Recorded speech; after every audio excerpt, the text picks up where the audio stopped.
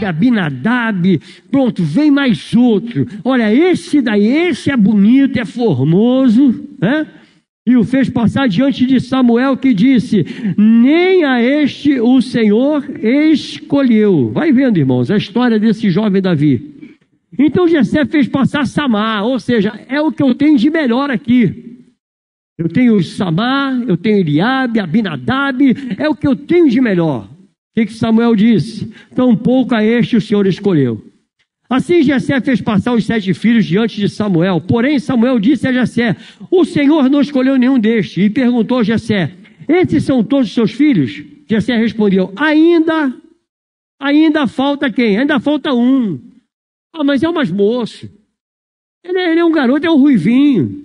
Ele está lá no meio do pasto lá, deve estar cheirando mal, deve estar mal arrumado, não deve nem ter tomado banho. Ele está lá, esse menino está lá. O que ele disse, irmão? O que Samuel disse a Jessé? Mande chamá-lo, pois não nos sentaremos à mesa sem que ele venha. Eu fico imaginando a mesa da casa de Jessé e um papelzinho assim, ó, convidado especial. Sabe? Convidado especial. Não, nós não sentaremos, ninguém sentará à mesa enquanto esse menino não chegar. Porque Davi não estava na lista do pai. Davi não estava na lista de Samuel, mas Davi estava na listagem de Deus, irmãos. Assim como nós, talvez há uns anos atrás, quando você ainda estava lá no mundo, irmão, quando as pessoas olharam para você e disseram: você vai virar crente? Você é nada, não tem nem lugar para você. O reino de Deus não é para um pecador igual a você. Como é que uma pessoa tão errada, tão pecadora, né, vai querer se... Ah, não, você não é nem tem nem cara de crente. Você não estava na lista dos homens. Você não estava na lista nem da sua família, mas estava na lista de Deus. Deus colocou o teu nome lá na lista. Então Samuel, quando ele vê, querido, aquele menino, e o Senhor disse a Samuel: levante-se e unja-o, porque este é ele. É esse aí, é ele. Samuel pegou o chifre do azeite e ungiu Davi no meio de seus irmãos, e naquele dia em diante, o Espírito do Senhor se apossou de quem? Do ruivinho, daquele que não estava na lista, daquele que era deixado de lado, e o Espírito de Deus se apossa dele. Então Samuel se levantou e foi para Ramá. Deus está ensinando a Samuel, querido, que não deveria se enganar com as aparências. Assim como muitas vezes nós nos enganamos com as aparências. Olhamos uma pessoa e achamos que, olha, essa pessoa é de Deus. E por que é de Deus? Porque carrega uma Bíblia. Porque fala bonito, é eloquente ao falar. Amado, nem todos que estão na igreja é igreja. Você sabia disso, irmão? Eu vou repetir para você entender. Nem todos que estão na igreja é igreja. Não é. Tem aparência de igreja, jeito de igreja, até tem cheiro de igreja, mas não é igreja. Muito cuidado com as aparências, não se deixe enganar com as aparências, porque ali todos eram arrumadinhos, todos eram bonitinhos, fortes, só tinha aparência. E o verso 11 vai dizer, perguntou a Jessé: esses são todos os seus filhos? Jessé respondeu: ainda falta um. Como se fosse um desprezo ao garoto. Ainda tem um aí. Ainda tem um, ainda falta um ainda, o mais moço. Ele está apacentando as ovelhas. E Samuel disse a Jessé: manda chamá-lo, pois não nos sentaremos à mesa sem que ele venha. Não nos sentaremos à mesa. Querido, faltava um. Faltava um que não estava no script. Não pertencia àquele contexto. Havia um lugar na mesa, e esse lugar era reservado. Aquele lugar era reservado. Na mesa do Senhor, o teu nome está lá. Há um lugar reservado. Há um lugar reservado. O Senhor colocou o seu nome na mesa. Tem lugar na mesa para você. Você sabia disso? Tem lugar na mesa. Havia um lugar à mesa, querido, que era reservado ao menino rejeitado. O menino que não estava na lista, o verso 12 vai dizer: então mandou chamá-lo e fez entrar. Davi era ruivo, de belos olhos, de boa aparência. E o Senhor disse a Samuel: levante-se, unja-o, porque este é o quê? Eu gosto das entrelinhas, irmão. Olha, eu amo os detalhes da Bíblia. Olha o que ele disse: porque este é ele. Não vai ser ele. Eu vou ungir, mas ele não vai ser o rei, ele é. Então pode ungir, porque esse aí é. Davi só foi assumir o trono 20 anos depois, irmãos. Ele não assumiu de fato o trono, mas ele já tinha sido ungido pelo Senhor. Deus olha o hoje como se fosse amanhã. Deus, ele tem olhares no futuro. Deus sabe o que vai acontecer com a tua vida amanhã. Nós não sabemos absolutamente nada, mas Deus conhece o nosso amanhã. Deus sabe quem você é hoje e quem você é amanhã. Mas esse verbo está errado, pastor. Não seria quem eu serei? É no futuro. Não, Deus está vendo lá na frente quem você é. Você entende isso? Deus sabe quem nós somos. Deus conhece a nossa vida, amado. Querido, a unção na terra só acontece quando a unção é confirmada no céu. A unção foi confirmada no céu e o Senhor disse: pode ungir na terra, porque o céu já confirmou. É esse daí. Interessante a palavra de Deus, irmãos. Que Davi foi ungido 3 vezes. 3 vezes ungido. A primeira vez nós acabamos de ver ele sendo ungido por Samuel. E a segunda vez ele foi ungido pelos homens em Judá. Olha o que está escrito lá em 2 Samuel 2,4. Então vieram os homens de Judá e ali ungiram Davi, rei sobre casa de Judá. A segunda unção. E informaram a Davi que os homens de Jabes de Gileade tinham sepultado Saul. E a terceira vez, os anciãos de Israel unge a Davi. Lá no capítulo 5 de 2 Samuel, no verso 3, vai dizer assim: todos os anciãos de Israel foram falar com o rei em Hebrom. E o rei Davi fez com eles uma aliança em Hebrom diante do Senhor. E eles fizeram o que, irmãos? Ungiram Davi rei sobre Israel. Quem era Davi? O improvável, o rejeitado, aquele que não estava na lista. Esse era Davi. Deus ainda usa os improváveis, irmãos. Deus ainda usa aqueles que são rejeitados. Deus usa aqueles que não têm nem aparência, aqueles que não têm formosura nenhuma. Deus usa.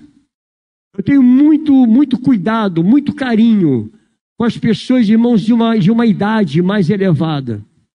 Porque às vezes a gente olha a pessoa lá quietinha, e aconteceu isso comigo lá na igreja, lá no Jacaré. Eu já contei isso aqui, eu vou contar de novo. Tinha uma senhora que ela ia para a igreja, sentava lá no cantinho, ficava quietinha lá. E quando eu saía para cumprimentar o povo, ela já ia embora. E eu achava aquilo, logo no início que eu assumi a igreja, eu fiquei olhando aquilo, pastor, e falei: bom, é uma senhora, né? Deve estar com pressa de ir para casa tomar sopa. Vai para casa tomar sopinha. Até que um dia eu perguntei a um diácono, eu falei: você conhece aquela senhora lá? Ah, conheço, pastor. Conheço sim, ela é vizinha nossa. Ai, que bom, é porque eu estranho ela, irmão. Ela não fala com ninguém, ela senta ali no canto e acaba o culto, ela levanta, vai embora. Sabe o que ele falou? Pastor, deixa ela quietinha lá, essa é a mulher que mais intercede pela igreja. É a mulher que mais ora pelo teu ministério. E a gente olha assim, acha aquela pessoa lá quietinha, sabe, que parece que não tem significado nenhum.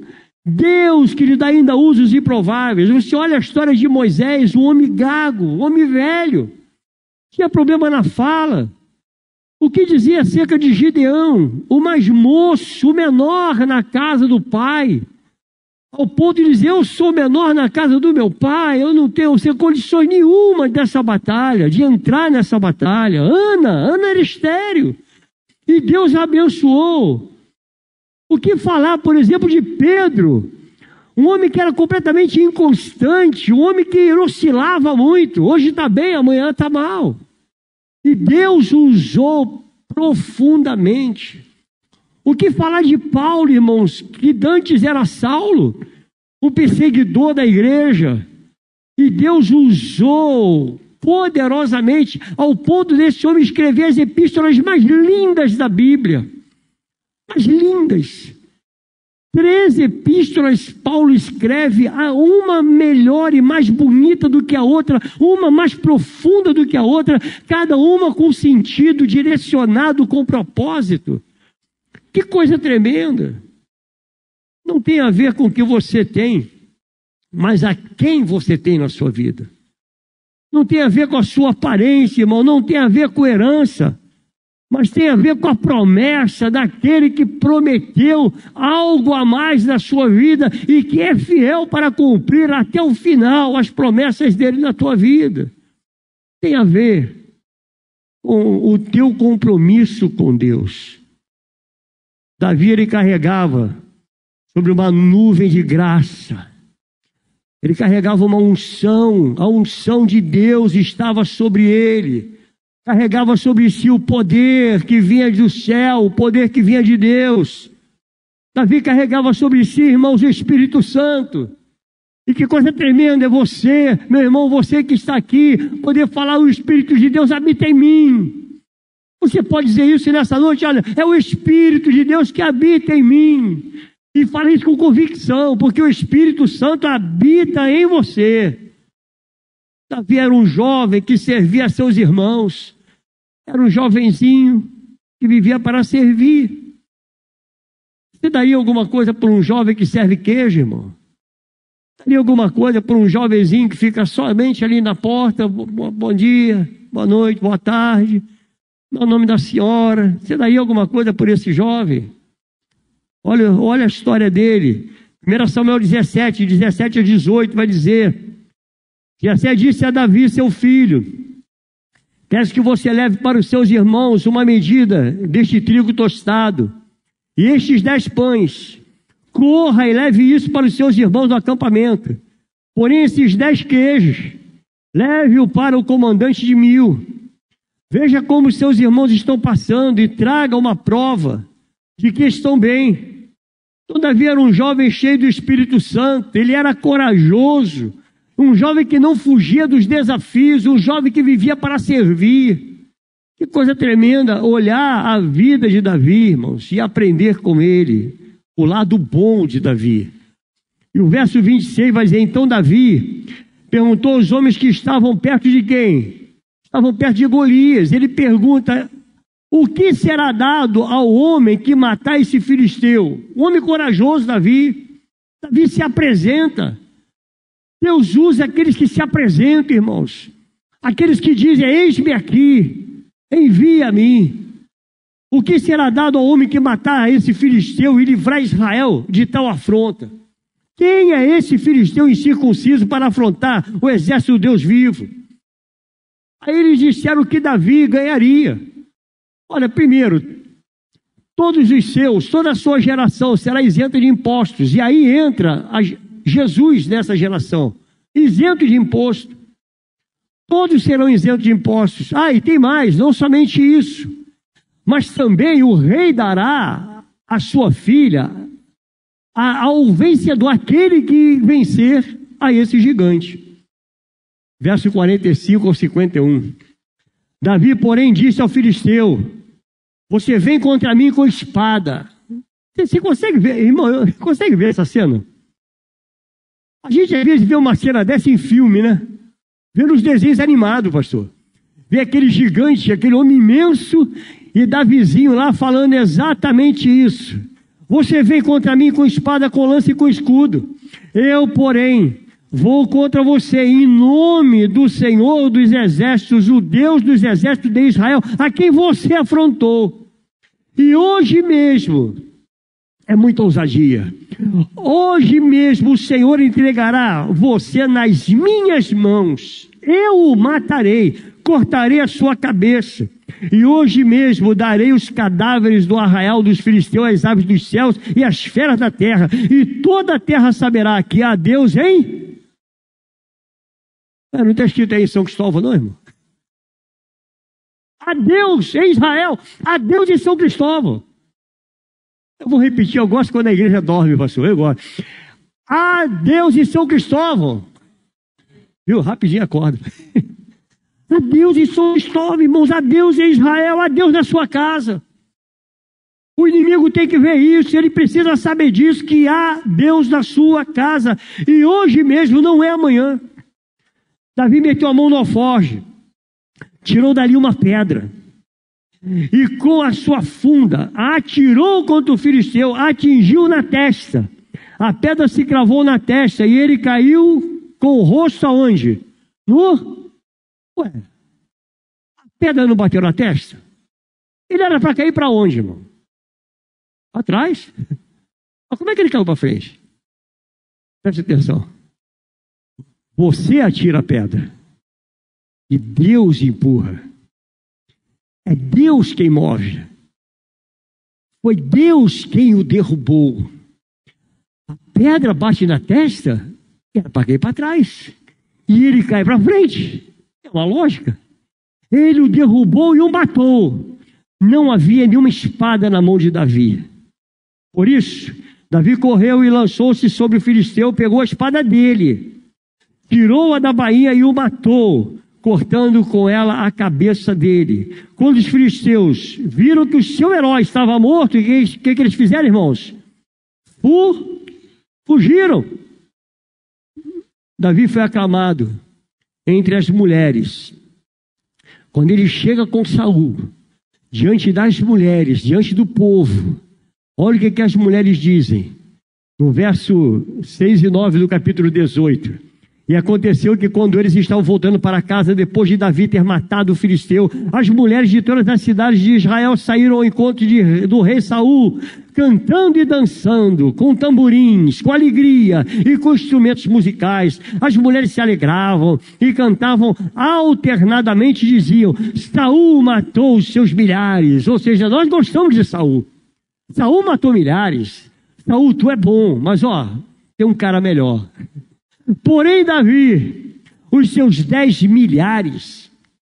Saul se indignou muito, pois o que houve? Pois estas palavras lhe desagradaram em extremo. Ele disse: para Davi, elas deram 10 milhares, mas para mim, apenas milhares. Na verdade, o que lhe falta a não ser o reino? Daquele dia em diante, Saul não via Davi com quê? Com bons olhos. Amados, poucas pessoas desejam nos ver bem. E quando eu digo ver bem, é ver bem mesmo, em todos os aspectos, em todas as áreas. E muitos não gostam nem de ver você melhor do que eles. Sabia que tem isso?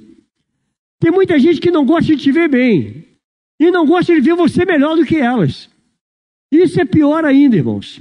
Saul não aceita que aquele menino, aquele Davi, que não sabia usar espada, nem sabia usar as vestes de um soldado, não segurava sequer um escudo nas mãos, ele não suportou ouvir o que ele ouviu. Um homem cheio de Deus. E Saul foi gerado no coração de Saul a inveja, irmãos. A inveja entrou no coração de Saul. Inveja no latim é invidia, que quer dizer não ver, ou seja, visão deturpada. É aquele que tem uma visão deturpada acerca do outro. Alguém brilha tanto que deixa o invejoso cego. Tem pessoas que têm inveja, irmãos. A inveja é terrível. A inveja, ela é a úlcera na alma do invejoso. E causa muito mal. Causa muito mal a ele próprio. Porque a única pessoa que fica mal com a inveja é o próprio invejoso.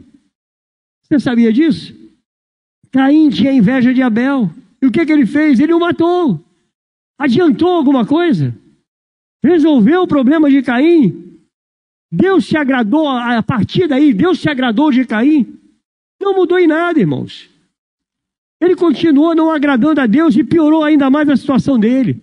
Inveja foi o sentimento que impulsionou Caim a matar a seu irmão. Saul, ele ficou com inveja da vida de Davi. E nada mudou na vida de Davi. Sabe o que acontece, querido?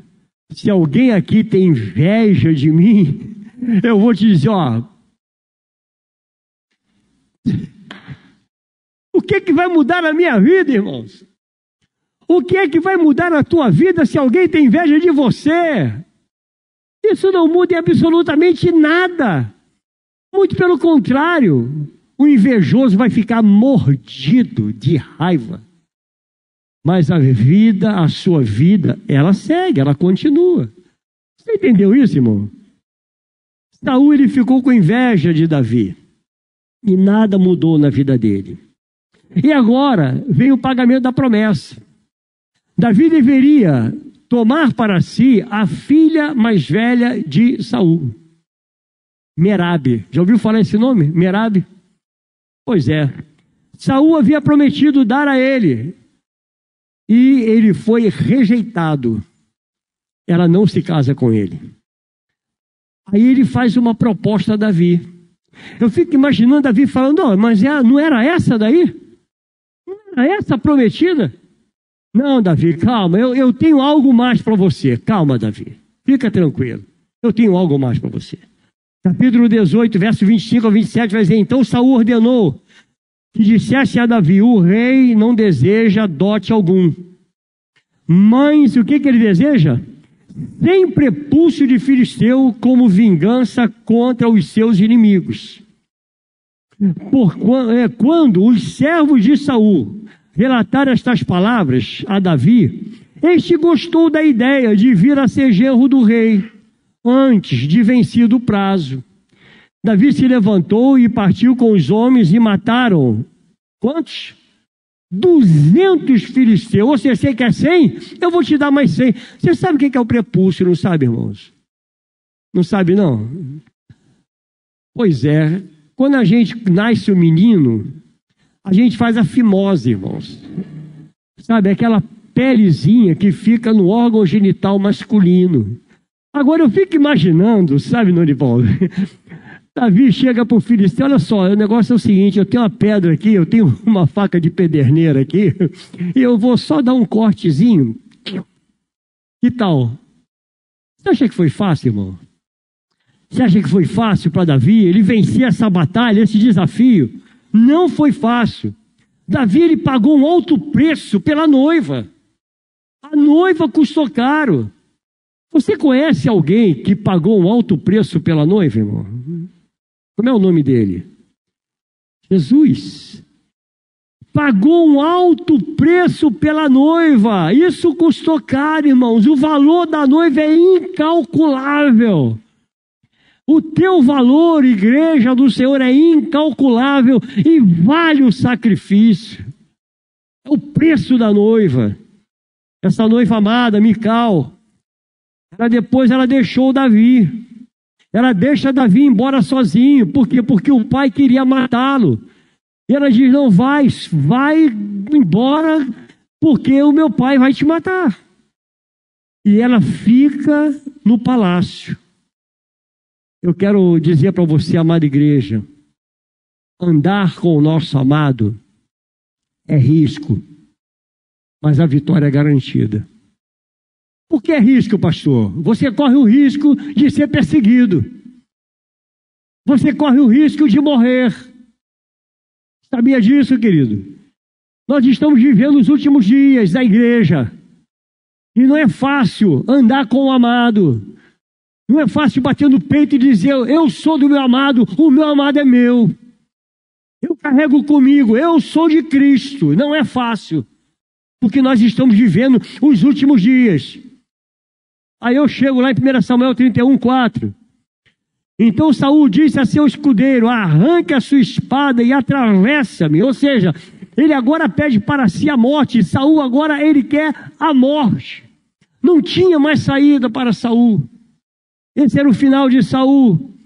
Para que não venha esses circuncisos, me atravessem com a espada e zombem de mim. Mas o seu escudeiro não quis fazer isso, porque estava com muito medo. Então Saul pegou a sua espada e fez o quê? E se lançou sobre ela. Deus está cuidando dos seus inimigos, irmãos. Deus está cuidando dos seus inimigos. Há batalhas que você precisa enfrentar. Precisa enfrentar. Mas existem outras batalhas que você não pode enfrentar. Existem outras batalhas que você precisa fugir dela. Há guerra, há luta que nós enfrentamos, mas há outras que somente o Senhor na nossa vida. Somente Deus. Deus está cuidando dos seus inimigos. E essa guerra não é sua. Essa guerra é do Senhor.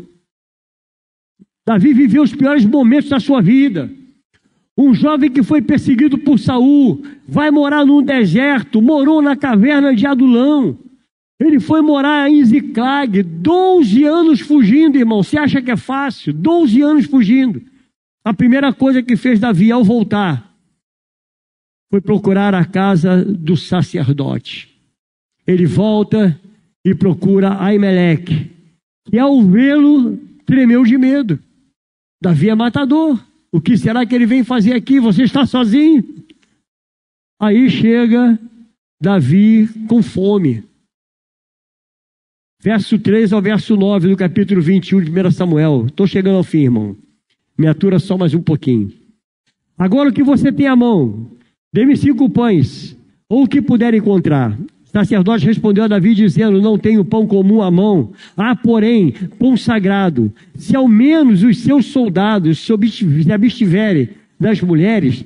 Davi respondeu ao sacerdote, sim, como sempre, quando saio à campanha. Porém, foram-nos vedados as mulheres, e os corpos dos soldados não estão imundos. Se isso acontece em viagem comum, quanto mais serão puros hoje. Então o sacerdote deu a Davi o pão sagrado, porque não havia ali outro, a não ser os pães da proposição, que tinham sido tirados de diante do Senhor, quando foram trocados no pão no devido dia por pão quente. Acontece que estava ali naquele dia um dos servos de Saul, detido diante do Senhor, cujo nome era Doeg, Adomita, o chefe dos pastores de Saul. Davi disse a Aimeleque, você tem aqui à mão uma lança ou uma espada? Eu não trouxe comigo nem a minha espada, nem as minhas armas, porque a ordem do rei era o quê? Era urgente.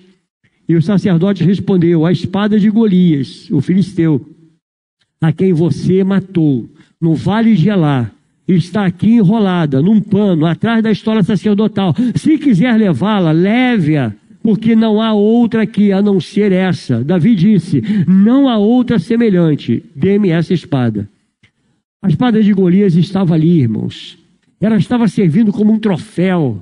O troféu da vitória de Davi. A vitória de Davi contra Golias. E ao olhar para aquela espada, aqueles homens traziam a memória, o povo trazia a memória, a vitória que Deus havia concedido a Davi.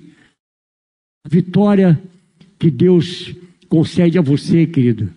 Você precisa guardar no fundo do teu coração, para que sirva de memorial para toda a sua vida. E ele disse, eu vou contra ti em nome do Senhor dos Exércitos a quem você tem afrontado.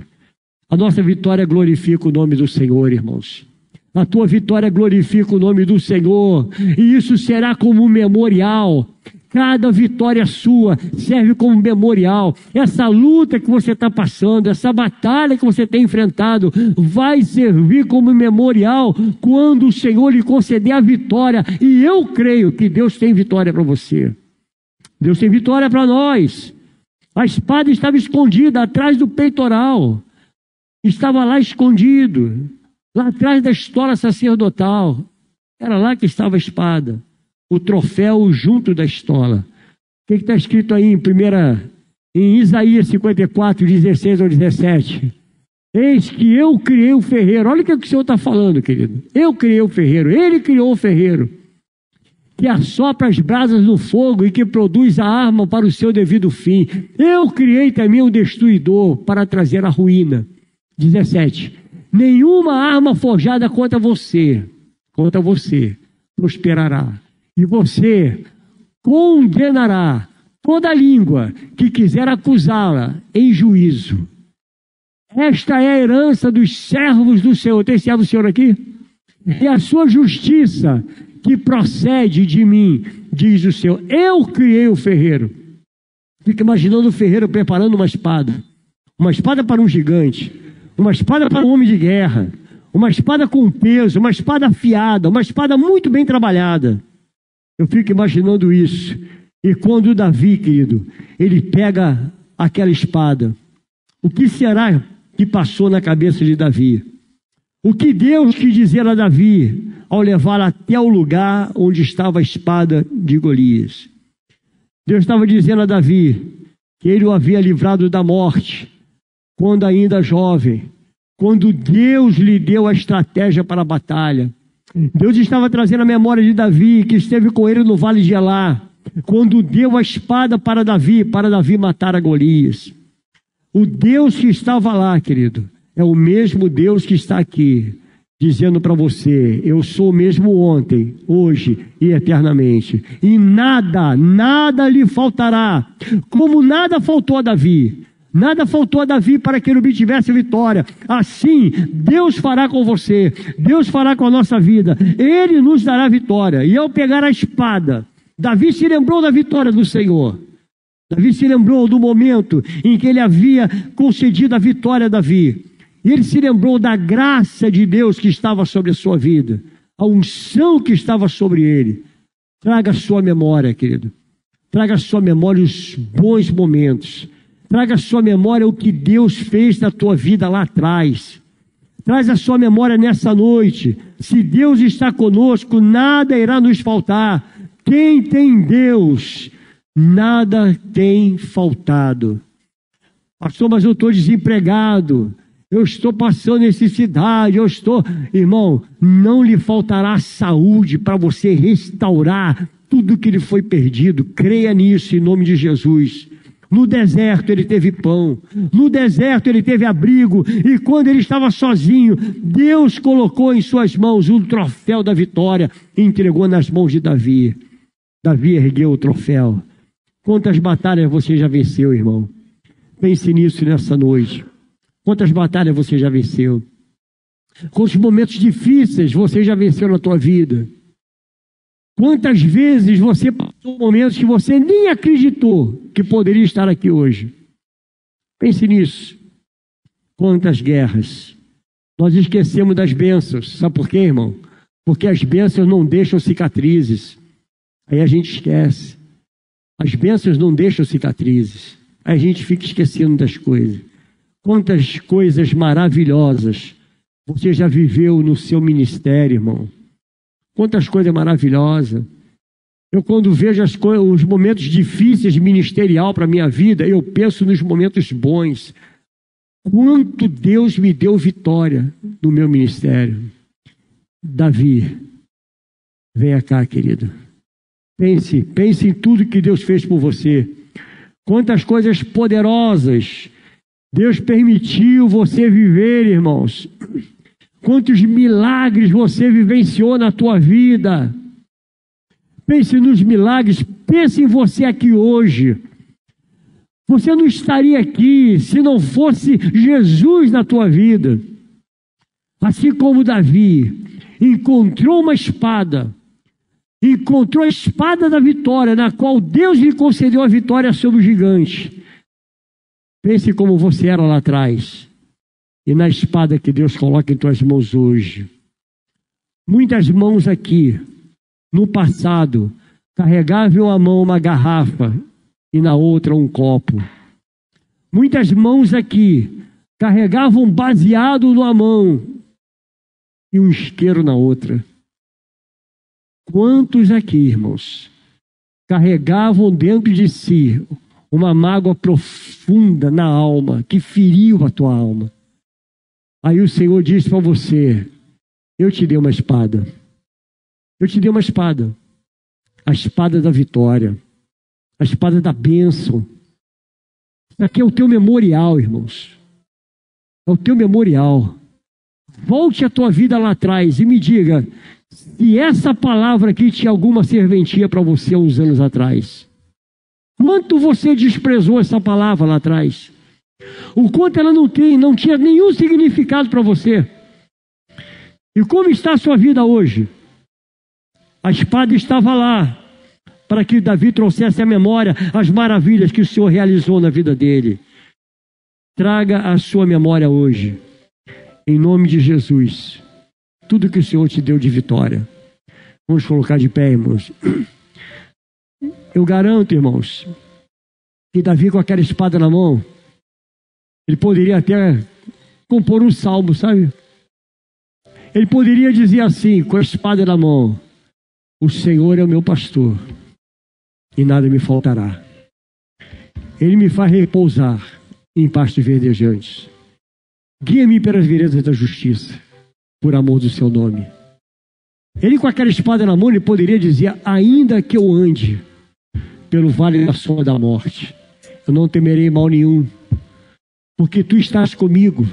O teu bordão e o teu cajado me consolam. Prepara, Senhor, uma mesa, prepara um banquete na presença dos meus adversários, e unge minha cabeça com óleo, e o meu cálice transbordará. Eu fico imaginando isso. Davi compondo esse salmo, e o do coração dizendo: Deus me deu a vitória. Deus me deu vitória. Quantas coisas você vence lá atrás, querido.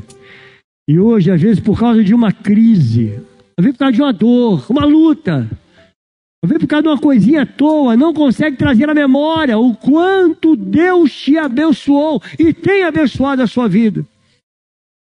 Então, curve sua cabeça. Faça você a tua oração a Deus. Mas traga agora a sua memória o dia da sua conversão. Aquele dia em que você entrou em uma igreja, ou quem sabe, talvez até dentro de uma prisão, não sei, não conheço a sua vida. Quem sabe você estava numa boca de fumo. E aí o Senhor manda alguém dizendo para você: eu tenho coisa melhor para você, eu sou a dose mais forte. Eu sou a dose mais forte. E por isso você está aqui hoje. Pai, graça te damos. Graça te damos pelas vitórias, Pai. Graça te damos pelas lutas, pelas batalhas. Graça te damos, Senhor, porque nunca o Senhor nos abandonou e jamais o Senhor irá nos abandonar. Jamais tu nos deixará, Pai. Porque o Senhor é nosso Deus e nós estamos seguros em tuas mãos, seguros nós estamos nos teus braços, Pai. Muito obrigado, Jesus. Obrigado pelo teu sacrifício vicário. Eu te agradeço pela vitória, eu te agradeço por tudo que o Senhor tem feito e por tudo que o Senhor ainda há de realizar na vida de cada um dos meus irmãos. Muito obrigado, Senhor, em nome de Jesus.